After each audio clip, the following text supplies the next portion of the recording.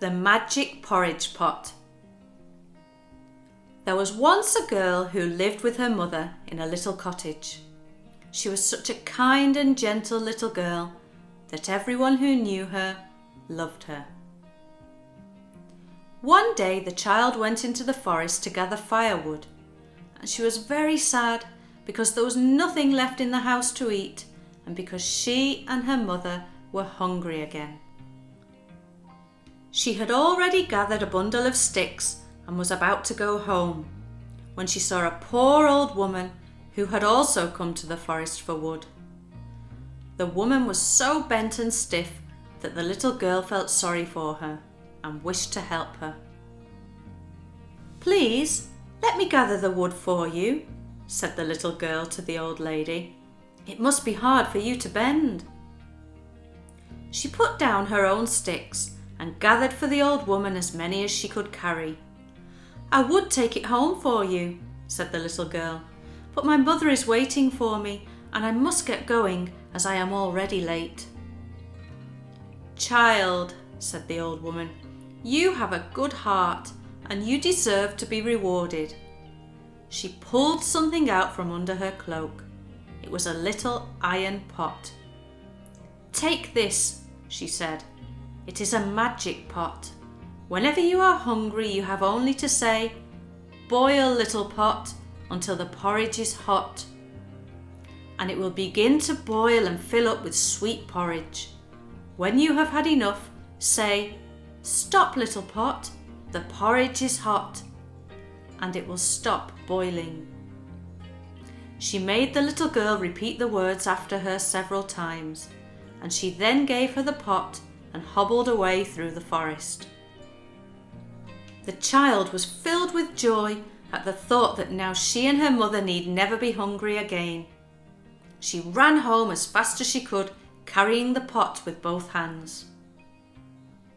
When she came in, her mother asked her where the wood for the fire was. "I have brought home something better than wood," cried the girl. "The wood only warms us, but here is something that will feed us as well." She set the pot upon the table and said, "Boil, little pot, until the porridge is hot." The pot at once began to bubble and boil, and soon it was full and brimming over with sweet porridge. The mother picked up a spoon and scooped some of the porridge out into a bowl. But the more she scooped out, the more there was in it. When all the bowls in the house were full, the child said, "Stop, little pot, the porridge is hot." And at once the pot stopped boiling. The mother was overjoyed at the treasure the little girl had brought home. "Come," she said, "let us sit down and eat."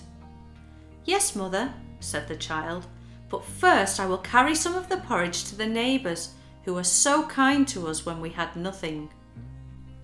She filled a large kettle with porridge and started out with it, but no sooner had she gone than her mother began to wonder whether they had kept enough porridge for themselves. She did not feel satisfied, so she said to the pot, "Boil, little pot, until the porridge is hot."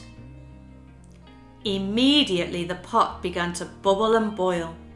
Soon it was full and the porridge began to run over. The mother wished to stop it, but she had forgotten what to say. "Enough!"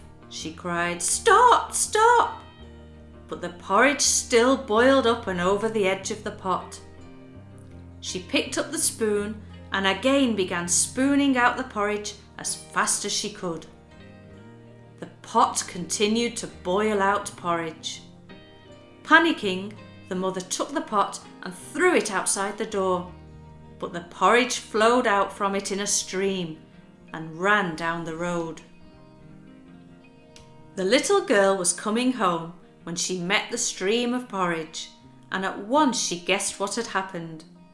She ran as fast as she could, and when she came to the place where the pot lay, she cried, "Stop, little pot, the porridge is hot." At once the pot stopped boiling, but already enough porridge had been wasted to have fed the whole countryside. After that, the mother never again dared to tell the pot to boil. When they wished for porridge, it was the little girl who spoke to it. From then on, she and her mother never went hungry again, and the porridge was so delicious that people came from near and far to buy from them.